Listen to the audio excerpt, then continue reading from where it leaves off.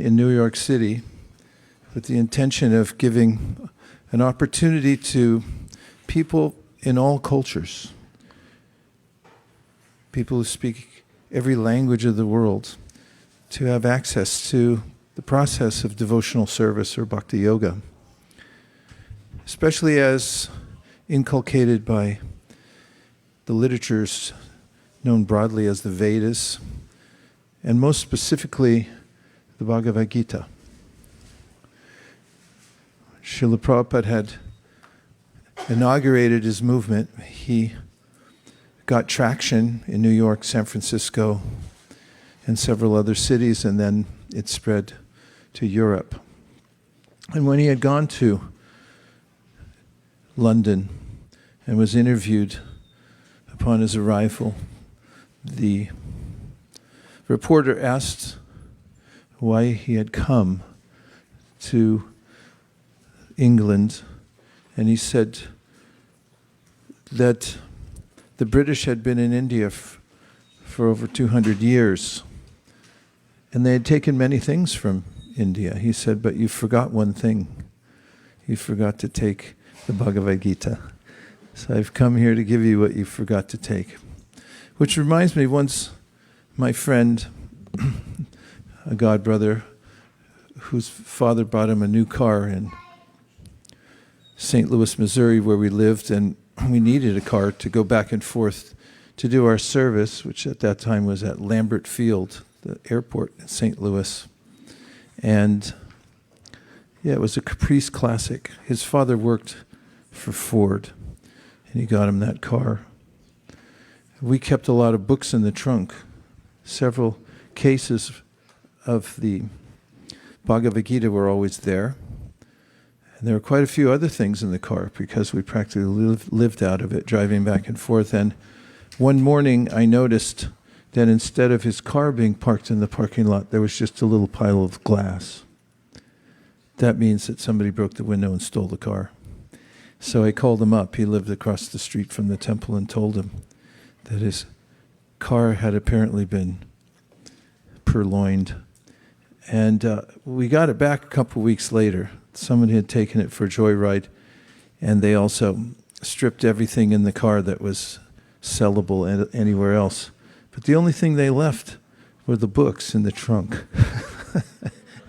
This reminds me at one period of history when we were young people and going regularly to public places, especially the airport. I practically grew up in airports. And as we were distributing books like Bhagavad Gita and certain cantos of Srimad Bhagavatam, people noticed that we were young, and they also thought we were young and dumb because they used to ask us regularly, why don't you go get a regular job? And it turned into a situation where oftentimes when we would show a Bhagavad Gita to somebody, they would abruptly grab it and walk away with it, with a sense of satisfaction that they had gotten one over on a Hare Krishna. And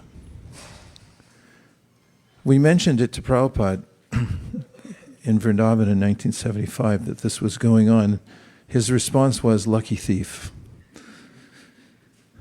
Those people who stole the car weren't so lucky. They took radio, they took the contents of our bags, whatever were in there, but they left the books. Too bad for them. As Srila Prabhupada had painstakingly expanded the Krishna consciousness movement to many places around the world and traveled extensively. Any of you who travel, especially air travel, it can be exhausting, right? Any of you just get back? Still have jet lag? It's not easy, and he started when he was in his 70s and went all the way up to his 80s. A few notes. And so it's remarkable that there are places all over the world where one can come and get instruction about how to practice devotional service. And also get association. It's equally as important because it's hard to do things alone, to have discipline when you're all by yourself, or even worse, when you're with people who are doing other things and aren't interested in devotional service. It may run contrary to your practice, right? Yeah. So we are so grateful that he had started a society that everyone could be part of and take advantage of. And so here we are. May I have a Bhagavad Gita, by the way? So, as I mentioned, the Bhagavad Gita is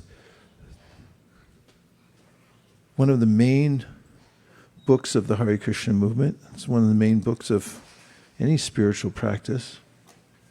For it's a non-sectarian book. It has nothing to do with being a Hindu or... Krishna's not a religious fanatic. He's giving us clear and helpful information for us to develop a perspective, which I'm going to talk about in just a second. So I'm going to tell you what happened when I was on my walk this morning. One of my walks. I go on several walks a day. And should I be that vulnerable and tell you what I was thinking? Yes. All right. Well, I wrote it down, luckily for me, because I wouldn't remember exactly.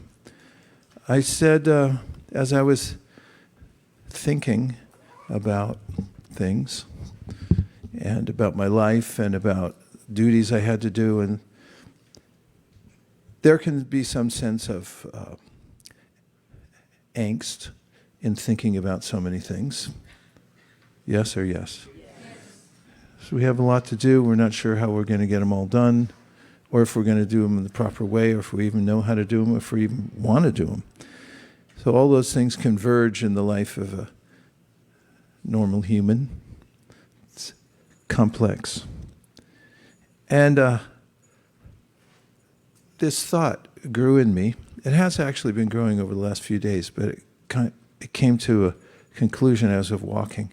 I never leave my house or anywhere else. I didn't even go to another room without my pad and paper, because I always have to have a place for my ideas to land.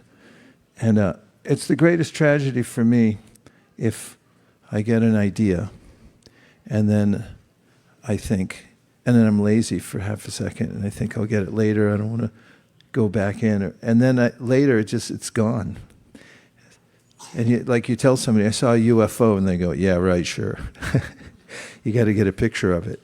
So same thing, it's important to get a picture of your thoughts when they come, especially if you're practicing devotional service, because writing down one's thoughts means that you can consolidate your realizations and act on them, which is really important, because integration of the ideas that we have in the Bhagavad Gita into our lifestyle is vital. It's not that we isolate and we have a life separate from our practice, our spiritual practice. Our life is our spiritual practice. And therefore, catching the ideas that come, metaphors, for instance, when you see something's analogous with something that relates to Krishna, that can be very helpful. In fact, you'll find that throughout the Bhagavad Gita. Krishna gives analogies. Can you think of one right at the top of your head? A boat on water, a candle flame, a turtle, a what? A tortoise, a lotus. I did a presentation at Salesforce a couple years ago, and it was all analogies from the Bhagavad Gita. And those are useful. In fact, I read a book about analogies and metaphor, and the claim of the author, and I agreed with him after I finished the book, the world's run by metaphors. If you have the right metaphor, you can create change and improvement and bridges. If you get the wrong metaphor, you can derail yourself. Anyway, this isn't a metaphor, but this was a process of thinking that relates to perspective. And I'm going to talk about perspective also because, I mean, where's the word come from, actually? It comes from art history. Per means through, and spectere means to look through something. And how does it relate to art history?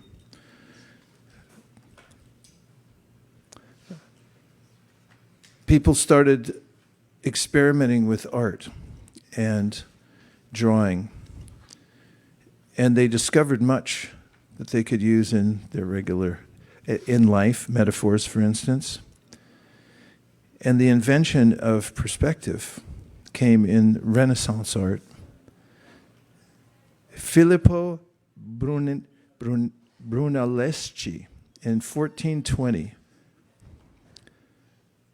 developed a linear perspective, and everyone's heard the names of Da Vinci and Raphael, right? Say yes. Because you just heard about them, and if you hadn't heard them before, you can still say yes.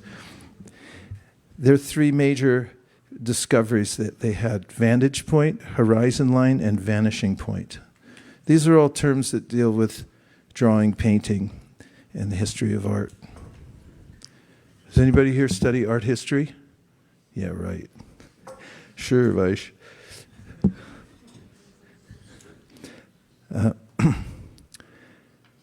These observations of art and observing art, which are subsumed, these points, under the concept of perspective, to look through something and see something that's valuable.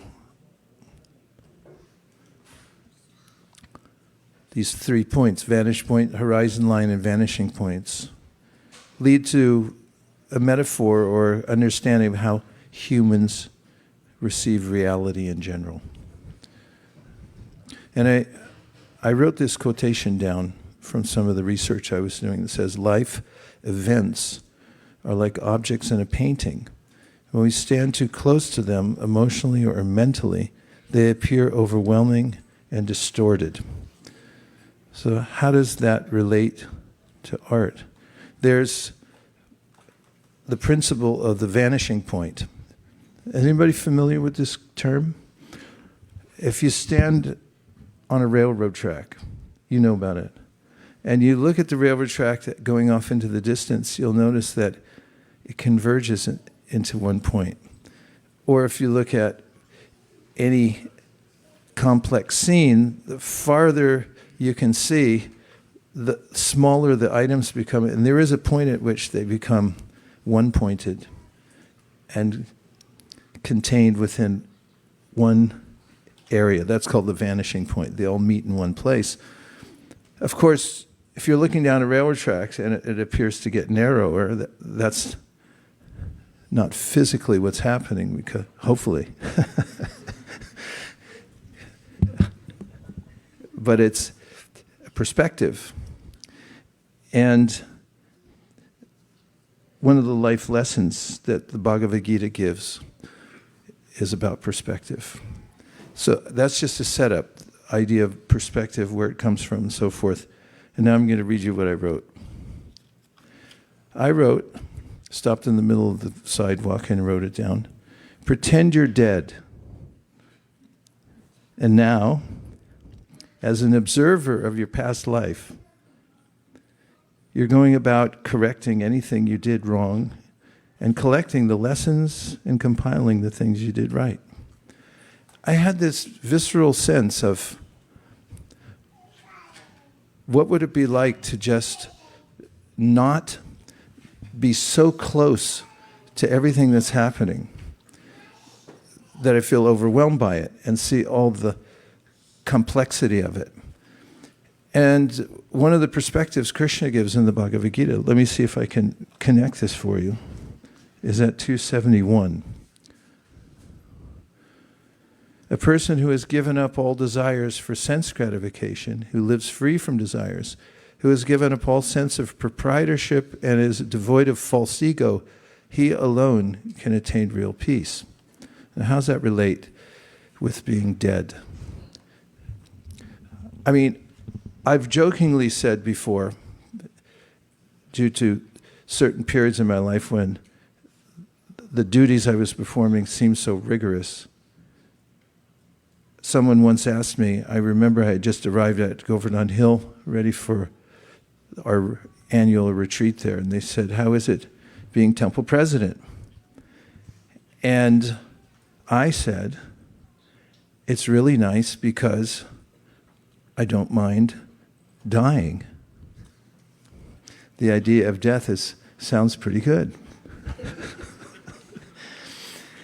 And if we carry that further and just imagine, and I think I was ruminating on these things because recently several of my godbrothers just passed.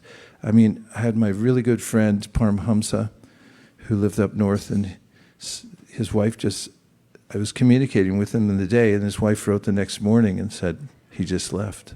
Took 60 seconds. And then other friends, godbrothers, had departed. Bhadra Narayan Maharaj, I mentioned yesterday, he just left in his sleep, or he may have been sleeping or not, but he was in Vrindavan and he just left. Ranjit left. Ekanath, I list a lot of people, and I was thinking, well, they're making it look easy. And then I was thinking, well, what's it like for them now? And dealing with all their duties. I was like, well, they don't have any. And I thought, well, that's an advantageous position to be in, to step back from the perspective that I own all these things. And that's what Krishna does here. He says, the person who has given up all desires for sense gratification, which is this sense of mamata. It's all my stuff. I have my intellectual property. In the academic world, Radhika Raman was telling us, these very genius people that he works with, he said, they can give up everything. They live like sages.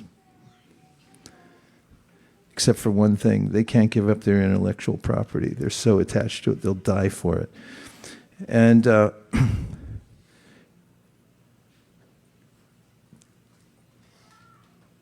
it's the normal condition, or I should say abnormal condition, of those souls who live in a material body to think, this is my body, and everything related to my body is mine. Mamata, it's all mine.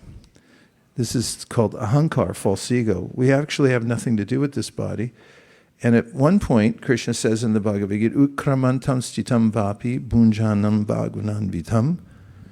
You're going to, utkramantam, you're going to step out of your body.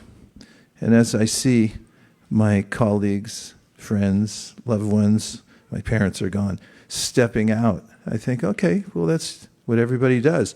And Krishna is preparing us in the Bhagavad Gita, Yajatasya. He says, if you're born, hi dhruvo mrityur, it's dhruva, it's fixed that you're counting down to dying. And I recall a meme that Keshav Maharaj put up, really simple memes he puts on Facebook and elsewhere, and one of them said that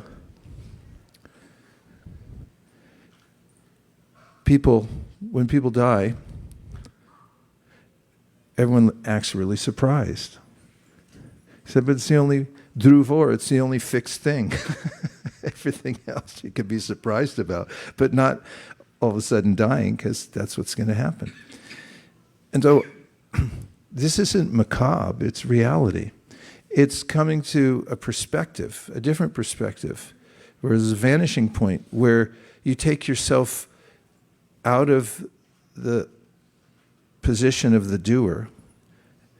And for me, the perspective of saying, okay, just pretend you're dead.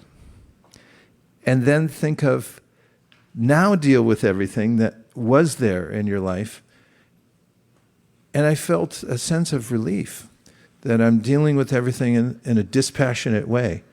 And just moving from one duty to the next, planning for other things, and thinking, okay, I'm looking back at what my life was, and I'm stepping away from the ownership of it, but now I'm putting together all those things that needed to be put together, but in a dispassionate way.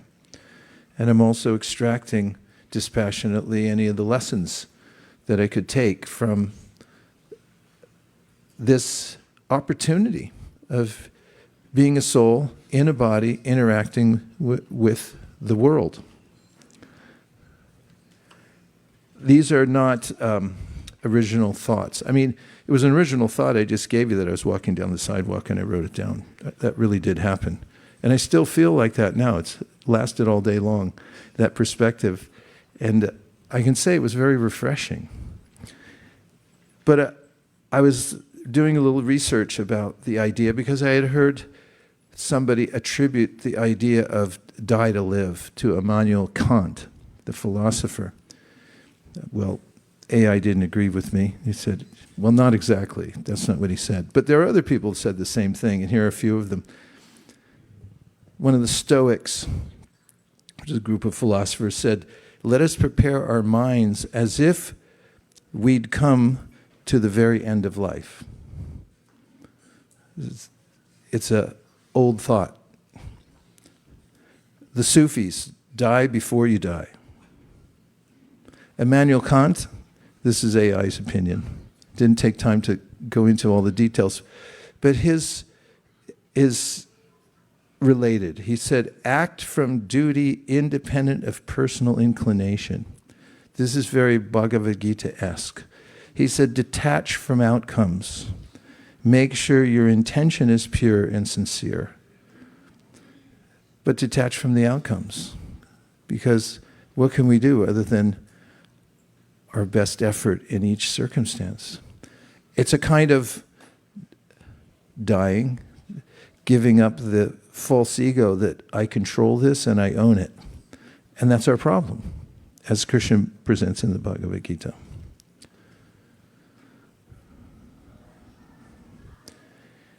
The process, a process or part of the process of devotional service is to refine our perspective by reflection. Look at our lives and see how we're interacting with the world and what our intentions are, and refine those intentions. It's a great lesson, has been a great lesson for me to learn. Here's something I've noticed from incidents in my life. Every incident is the beginning of a consequence. We are consequential because we're conscious beings, and everything we do and all the interactions we have, the thoughts we have, and how we express ourselves to others, there's always a consequence. And think about the word, like on Sesame Street, how they would break it up. Sequence. There's an unfoldment of a series of events that happen because of the way that I interact with the world. If you throw a stone in the water, then there's ripples. It's well known, right? Both things, the stone and also the consequence for action. What I've noted is the intention with which I do something is all important. For instance, let's just say I make an investment. Somebody entices me to make an investment somewhere. Has that ever happened to you? And they say, you can't lose, and this is, you're going to miss out, blah, blah, blah. If there's a molecule of attachment or greed, thinking, oh, somehow I'll beat the system and I'll enjoy because I got more than everyone else, I got in on the investment. I'm not saying you can't invest, but I'm making a point that if you notice in yourself a sense of greed or personal interest in that circumstance or any other circumstance, then the consequence is going to lead to entanglement in the world. So in this verse, Krishna is saying, a person who has given up all desires for sense gratification, someone, well, how am I going to be happy giving up all desires for sense gratification? We're happy by nature. It's the idea of sense gratification that makes us unhappy. because it's a false pursuit. In fact, the definition of a material desire is a desire you can never fulfill. Meditate on that one. Okay? Krishna says, who lives free from desires. It's like, where are you living right now? Well, I'm living on my own, free from desires. What happened to all your desire friends? I live free from them nowadays. And who has, he's describing the person who's in this refined consciousness, refined state of consciousness, Krishna consciousness, who has given up all sense of proprietorship. Proprietorship. Need a research department. Propriety, the idea that something belongs to me. He's given up all sense of proprietorship. Antithetical to the great American thrust towards crushing socialism and every person for him or herself in this world. And be an owner and invest and so forth. But this has to do with our interaction with the world itself and our understanding of what our purpose is here. So someone who's given up all sense of proprietorship and is devoid, that means there's nothing there of false ego. Such a person alone can attain real peace. I'm thinking of a verse from the Sri Chaitanya Charitamrita that says, Bhukti Mukti Siddhi Kami Sakali Ashanta. And the first line is, Krishna Bhakta Nishkam. So a Krishna Bhakta is one who thinks in terms of serving Krishna. That all my senses are meant to serve Krishna, and everything in the universe is paraphernalia to be used in Krishna's service. This is Krishna Bhakta Nishkam. So kam means material desire in this context, and Nishkam means they don't have any material desire, because material desire means I want it for me.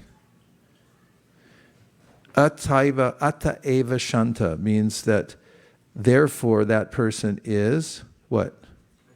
Shanta. Yes. When's the last time you felt completely peaceful? Okay, forget it. Bhukti Mukti Siddhi Kami Sakali Ashanta. This means that if you want something, and he names 3 categories of people. Bhukti means I need material goods. I have to upgrade my environment. Again, well, anyway, just the point is attachment to the sense objects for one's own purposes. Bhukti, mukti, and then the person who says, I'm taking my bat and ball and going home. Do you have that here? Do you have that in the culture of cricket? In baseball, it's like you're the kid, you've got the bat, you've got the ball, and then if you don't like the way the game's going, then we used to say you take your bat and ball and go home. But it's a cricket bat too, so you could do that in cricket also. Huh? All right. This is mukti. Like, I really don't like how I'm being treated in the material world, so forget the whole thing, and I quit, and I'm taking my bat and ball and going home. Bhukti mukti. And then siddhi means there's a lot to exploit in this world, so I'm going to really invest my consciousness in the technology of the world. We've duplicated the mystic cities through technology. That's why we're so fascinated by them. That's why everyone lines up to get a new this or that to see, what's it going to do now? These are cities. They used to be done by people who would commune with the powers of the material nature through their consciousness, and then they could manifest them themselves. And these are all forms of attachment to the material energy. So bhukti, mukti, siddhi, kami, sakali, all these people, ashanta, they're not peaceful. Only somebody who's given up false ego. And so Bhagavad Gita gives us perspective. A perspective, or helpful perspective, is to see, or I'm suggesting, it's helped me today, is to concede everything. It's like, okay, I've been put in this life to realize something. I'm going to step out of it and see what I look like walking through the various duties that I have, the various relationships that I have, and I'm going to look at it from a completely different perspective, and that is that I've already left my body. I'm just looking back in and watching. How are you going to do? How are you doing it? And I'm thinking of it in retrospect, in that I'm going to go back and fix whatever needs to be fixed and adjust, refine whatever needs to be refined. So I'm just testifying before you today. This is my testimonial. Do you have any responses? Questions? Yes. Hold on, we'll give you the yellow mic. That's for our esteemed guests. I can kind of relate to a lot of those requirements. Giving up desire, it seems achievable, maybe. But at the end, it came up with giving up false ego, nirahankara. Mm-hmm. That seems like a altered state. Yeah, but it's a really good altered state. Let me first talk about desire. Were you finished? I can start with those. In thinking about this consciousness experiment today, in fact, driving down here, a verse came into my mind. It could be relevant. It says, Kamadinam katina katita palita durnideshas desham jatamayina karuna natrapa no pashanti utsrijaita mata yarupate samprata labdha buddhis tamayata sharanam apayamam nyukshma vadasye. Such a beautiful prayer by a soul who has realized that material desires are an entrapment. And whatever we claim to be ours imprisons us in this world. And this person uttering the prayer is reviewing how things have gone by living desire to desire, trying to fulfill various desires. So he says, Kamadina katina katida palita durnideshas. Durnideshas means these desires have been my masters. But what kind of masters? Bad masters. If anybody's ever had a bad boss, ha ha ha ha. And then he says, I'm reviewing what it's gotten me, which is no time off, no mercy, no real fulfillment at all. They've never done any for me. And I've never questioned them. I've only pursued these desires, and they've done nothing for me. I've tried to do everything for them, and they've done nothing for me. So he says, Utsri Jaitanata Yarupate Samprata Labdha Buddhis. He said, but now I've gained my intelligence. Buddhi means intelligence, as you know, and Labdha means to gain. So I have this inspiration now. I've gained this intelligence that my desires have been misdirected. Now, Utsri Jaitanata Yarupate, he's thinking of Krishna. He's thinking, Krishna, I want to serve you. So my desires are going to be to fulfill your desires. That's how one deals with desires. We can't stop desires because it's the nature of consciousness to be active. And activity means desire, followed by an endeavor to fulfill something. But as Krishna says in the Bhagavad Gita, he gives us this formula that works every time. It's bhoktaram yagatapasam. He says, desire for me. Think of how you can give to me and serve me, and have your desires based on what my pleasure might be. And gyatva mam shantam richati. Again, he mentions this word shanti. He said, if you do that, then your desires will make you happy. You'll be satisfied by that. So that's about desires. And then the idea of giving up, did you say it, false ego? The ahankara. Yeah, that's what I was experimenting with today. Think, how much will people care after you die? I mean, life goes on, right? I remember 9/11. We live close enough to the San Francisco airport that we can see planes coming and going. And they stopped for 3 days, I think. Or maybe it was only 2. But it sure was less activity than normal. And I thought, okay, that's it. Everything's going to stop. And then a minute later, I thought, nah, they'll be right back. Whatever it takes. You know, like ants. If you accidentally turn on your hose and it floods an area in your yard, have you ever seen this? And all the ants come up because there's a flood going on. They just rebuild. They're powerful ants. They don't drown. They just rebuild everything painstakingly and methodically, and they go back to it. Living entities are relentless because they're always alive and always going. No matter where you put them, they always make a comeback somehow, and they emerge out of any material condition. And so, how did I get there? But anyway, I've been talking about death. And I know this is a family show. What'd you hear in church today? Yeah, it was all about death. Kanka wants to say something. Please go ahead. Hi, Krishna. That's the most interesting thing that Maharaj Yudhisthira, just when he was at the lake, he said, people cannot think that they're going to die.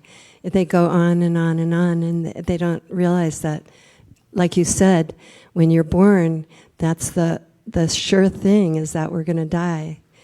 And then the other point I wanted to make is that Prabhupada would talk about being actors on a stage, that we're like actors, so we can't be attached to our roles. We have to be detached, and that can help become peaceful if we don't take it so seriously, each role that we have and whatever happens to us. Yeah, and that's what I was getting back to. Thank you. Those are 2 very important anecdotes. That if you think about your own death, and this is something the Upaniṣads do for us, is Vayura nilam amritam atedam bashmantam shariram om krato smarakritam smara. You got to work with me here a little bit. Krato smara. Yeah, he's alive and he's speaking, and he was saying, oh, I'm imagining my body as bhashma, ashes. That's a nice meditation, because once you do that, yeah, I know this is a heavy class. Once you do that and you realize, what is it like? What if everything was burned to ashes? I remember Sean Penn. You know the actor, Sean Penn? Yes. No? Yes. He was married to Madonna? Yes. Was. And a long time ago.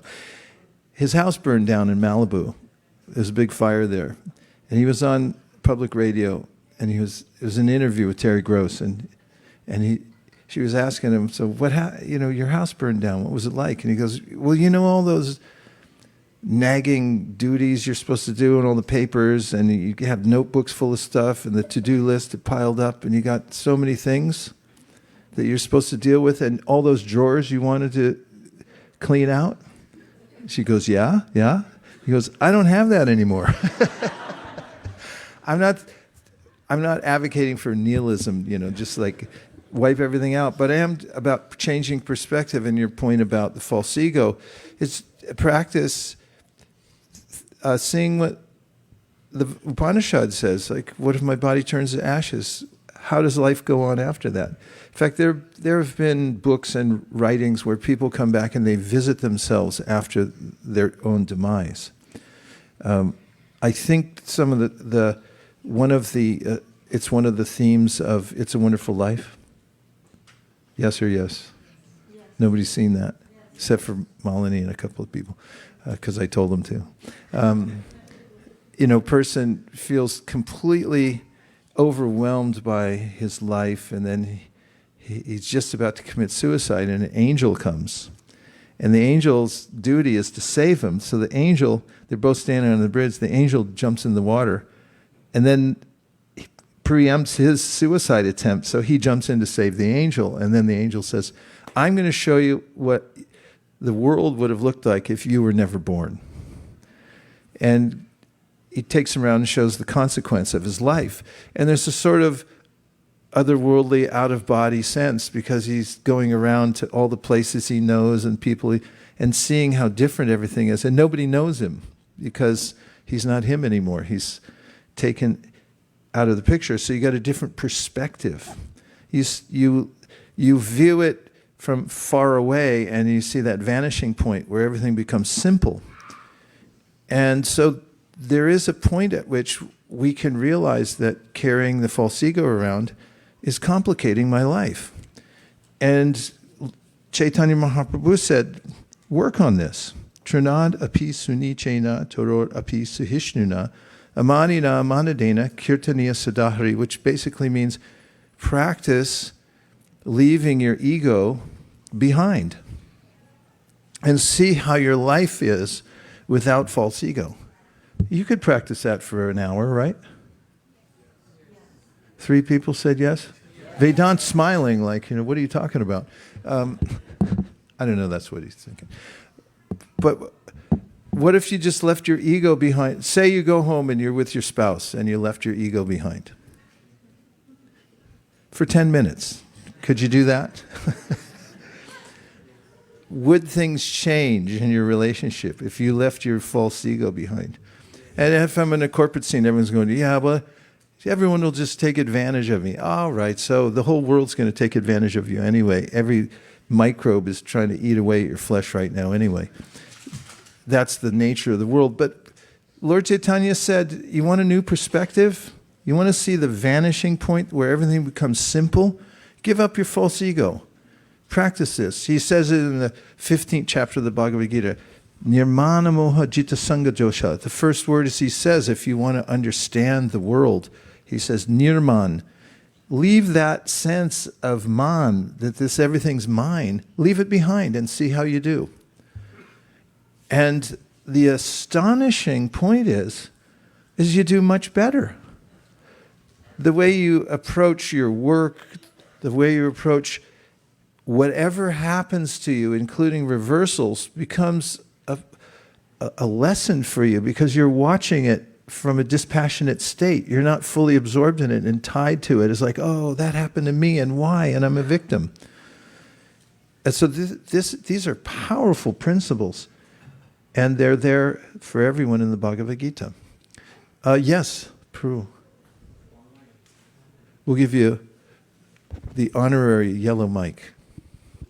Prabhu, clarification on which desires I'm giving up. All desires? How about desire to do my best for the duty? Let's readjust the premise. You're not giving up any desires, but you're shifting your desires from my satisfaction to Krishna's satisfaction. So let's give an example. Let's say that you're cooking. And when you're cooking, you're thinking, I'm making this as an offering to Krishna. Now, can Krishna eat it? Absolutely. He says in the Bhagavad Gita, Patram pushpam palam toyam yome bhaktya prayachati taraham bhakti paritam ashnami paritatmana. Oh, I see 2 up on the board. 1 second, I'll be right to you. He says, if you offer me something with love and devotion, I'll eat it. Ashnami means he'll eat it. He'll taste it. And so there's a really big difference between, fine cooking for oneself and fine cooking for Krishna. Because the cooking's there, the activity, the desire to make something, but you're thinking, I want to satisfy Krishna's senses. And that's the main point. That's the switch. When you turn that, that's when people feel peaceful, happy, and there's a vanishing point. All the complexity goes away. You have a different perspective. And that can be done with everything. Therefore, one of the definitions of the process of devotional service is given by Rupa Goswami, where he says, Sarvopari vanirmuktam tat pratvena nirmalam rishi kena rishi kesha sevanam bhaktir. That use all your senses in service to Krishna. And when you do that, your senses become purified and you become happy. Okay, we have Subhadra, and is that Devavrata? Yes. Wow. Okay, talk about different perspectives. Subhadra, go right ahead. Well, I was thinking about what you were saying in relation to duties after you die. Doing you like when your friends after you're dead, left, and then you just right. yeah, and they okay. have duties. Yeah. And also, you talk about momentum sometimes. So I was thinking of it in relation to momentum. Like I have a friend who's also gravely ill, and I was thinking it must be hard when you're always concerned about taking care of your family, and then you face the prospect of leaving, and then you're kind of worried, what's going to happen to my family? I won't be able to serve them anymore. But then I was also remembering how when my mother-in-law left her body, Hridayananda Maharaj said that devotees don't sweat the geography. He said, Shamapriya wanted to serve Srila Prabhupada when she was here. And when she, wherever she goes, I'm confident that she's going to want to serve Srila Prabhupada. And so I thought that was a nice way to think about. I mean, I'm sure my friend's also thinking she's taking care of her family for Krishna. But like, we have to be so careful to make sure that our momentum we're building up is serving Krishna. And like, just even chanting Hare Krishna, we're like human beings, not human doings. So we also want to be in this space where we're just meditating on like serving and being with Krishna. So that's the momentum with them. Anyway. Thank you, Subhadra. Some very helpful points. I'll expand on one of them. One of the overwhelming senses people have, I will say overwhelming emotions people have before they leave their body is, how are things going to go on without me? And there's an answer to that. Do you want to hear what it is? Yes. Just fine. And that, you know, that's why I brought up that point about the airplanes. You think, oh no, what's going to happen now? It's like, they're going to start flying again because nobody can stop doing something even for a moment. And if you take yourself out of the equation for a minute, because there's a tendency to think everything's going on because of me, otherwise it's not going to work. And nobody's going to be maintained properly. But death is such a equalizer, because you just think, okay, let's take this player off the board and see how the rest of the pieces go on. And they just go on. So, unless it's the king, or the queen, I forget which, I don't play chess. So, those types of emotions arise from this sense of false ego. I'm holding everything together. This is my family. All the finances are up to me. Whatever happens. And it's not a license to be irresponsible and not take care of your duties, but it's a perspective that gives you greater ability to work in the world with a clear-headed idea about how to do service and how to do your duty properly. Devavrata Prabhu, you're up. Hare Krishna. Hare Krishna. Just on the basis of that, I have one thought. There's a quote which says, the graveyards are full of indispensable men. Mm.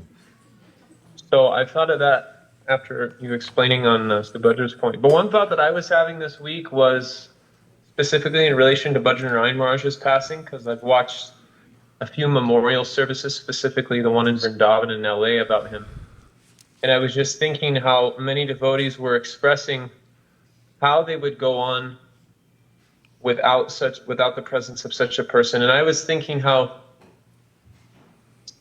when a person leaves, everyone generally misses that person. And there's like a process of grief, a process of denial, and there's a whole grieving process which unfolds, which has been documented by psychologists. But I was thinking that there's also a process which one has to go through in dying, and probably what they're departing from, because the people who are watching the person die, they're only parting from one person. But the person who's dying is parting from many things. And so it gave perspective to me to think, okay, well, if I were to die right now, what are the things which I'm going to be missing, and have I adjusted myself in such a way that I can step out of the room, so to speak, and be okay with it and accept the next phase or the next service which has to come. So this was a thought I was having this week in relationship to Vajrayana Maharaj's passing. It's me too. It's the same thing. Except my experiment was, let's just take me out now. I'll just pretend I'm dead. I just turned to ashes. But now I'm back here. Nobody sees me, but I'm here and I'm doing everything. But now it's just going back and looking what I can put back together again that I didn't do right and so forth, what I could have done better. From a detached point of view, we're much more adroit at dealing with the world. And we are shanti. We're peaceful because we don't have a stake in it anymore. It's already over. And if we can start from that position and do our duty, which is really what Krishna is saying in the Bhagavad Gita, is consider this perspective. You'll be more compassionate, you'll be more expert in everything that you do. Because you're not overwhelmed by the complexity of it. It's become a simple equation or a simple vantage point, which is contracted into one point, otherwise known as the vanishing point in art. Yes, Vaisesika. We're going to stop this in a minute and have some really joyful kirtan. Hare Krishna, Guru Maharaj. I've noticed, like, while trying to be detached from bhukti, mukti, and all siddhis, like that tendencies, I've noticed the tendency to become indifferent to while performing your duties. So even people, like, well, at work, for example, they notice this. You're not passionate anymore about this goal, like in the company or something. It doesn't drive you like anymore. So I'm just trying, like, and if you can't relate it directly with satisfying Krishna, like goal at your company or something, how to find that balance, like be dispassionate. But well, there's always service. And there are different stations in life and different opportunities to learn how to think of Krishna as one's doing one's work. And life changes over time. I had a business for 10 years, and I leaned into it. And I remember the last phone call I ever made. I've said this before, but it fits here. And I was halfway through the phone call, I said, I'm never making another phone call like this ever again. I'm not going to try to convince somebody to take something or make a move, that anything that's not Srimad Bhagavatam, just forget it, that's it. And I knew by the time I hung up, I was like, okay, that's done. Thank you, Krishna. Finished. Whatever comes, that's it. And we'll have that experience in this lifetime by practicing Krishna consciousness. We have lessons to learn at every level. When everyone's depending on us in the family or in our job, we have to be there, and otherwise, what are the circumstances? Of course, from another perspective, we kind of don't have to be there in a sense. Some people just say, like, okay, I'll do something else. I'll just serve Krishna. So from whatever vantage point we're in, we can always learn how it's affecting us, and we can also experiment with seeing how it feels to offer it to Krishna. And when it becomes rote or completely boring, we won't be able to abide in that for very long because we're pleasure seekers. We want joy, right? That wasn't very enthusiastic. Yeah, I know. Yeah, I guess so. Yeah, we just want to be happy. Living entities just want to have fun. That's Cyndi Lauper. So, you know, that's who we are. We're faked out by this. It's a prison house, the material world. And it's said so in the Bhagavatam that if you don't have Krishna consciousness in your house is a prison. I was driving here and I was thinking, this is the most boring architecture in the world. I'm sorry, but it is. I mean, they blew it here in Silicon Valley. Everything's a boring box. It makes me want to barf. I mean, you look at the cars, they're squares. You look at all the buildings, they're just squares. And now they're building all these apartment complexes to get in there, you know. You want electric, you want gas, sorry, you get electric, you know, keep it, you know, that's your destiny. Is get in there, and then you go to work, and there's another box, and then another box in a box, and then you have to look at a box, and the whole thing's just, it's a prison. And we're entrapped in a body that's like a box. It's an embodied situation where we're locked in. There is a way to get free. That's the Bhagavad Gita, big announcement to the world. You want to be free, free your consciousness. You're holding on to something. You don't have to. Serve Krishna. Transfer your desires to serve Krishna's senses. And it's joyful. Krishna says in the Bhagavad Gita, Raja Vidya, Raja Guyam, Pavitram Idamuttamam, Pratyaksha Dharmyam, Susukam Kartamam. He said, this is the most fun you're ever going to have.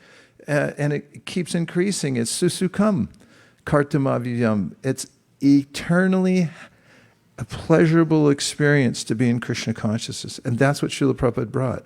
And everyone saw him and they said, I want to be like that. Because he's working, he's flying, he's dealing with millions of dollars and writing letters and everything's going on. And he has desires, but they're all to serve Krishna. And did he enjoy it every moment of his life? Yes. Even in the complexity, he was happy because he was doing it for Krishna. That's the secret of life. And it's non-sectarian. It's a principle that's in the Bhagavad Gita. It has nothing to do with some religious process that's restrictive. It's meant to free everybody from this confinement of limited consciousness, contaminated by the idea that I'm going to be happy on my own without Krishna. So on that note, we can chant Hare Krishna. So, yeah, this is called Upaniṣad. Sit up closer.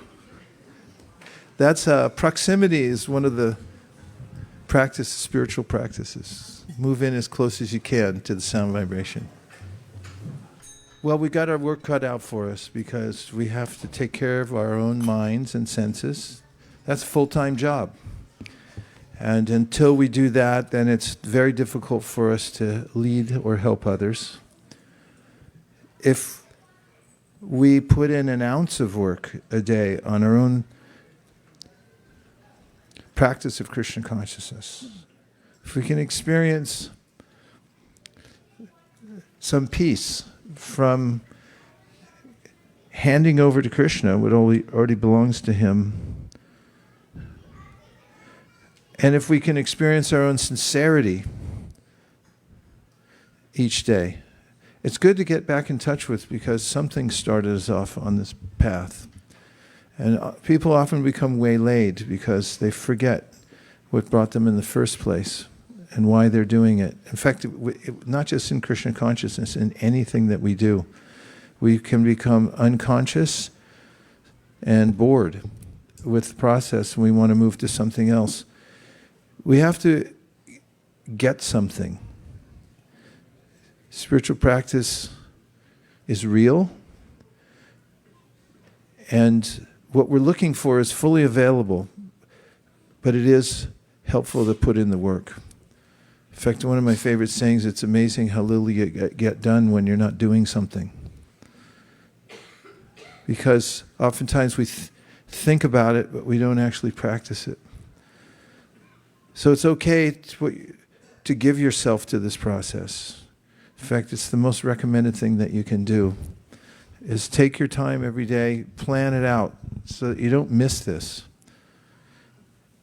And if you can get one molecule of experience that Krishna is directing your consciousness, that he's informing you, that you feel a sense of the order of the universe, that you see some beauty and it overwhelms you, whatever it may be, Krishna's in everything and he is everything. They're all his energies.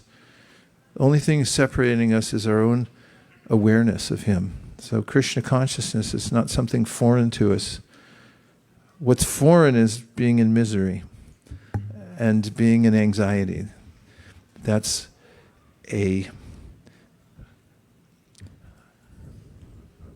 what is it? What? Anomaly. Thanks, that's a good word. It's an anomalous situation.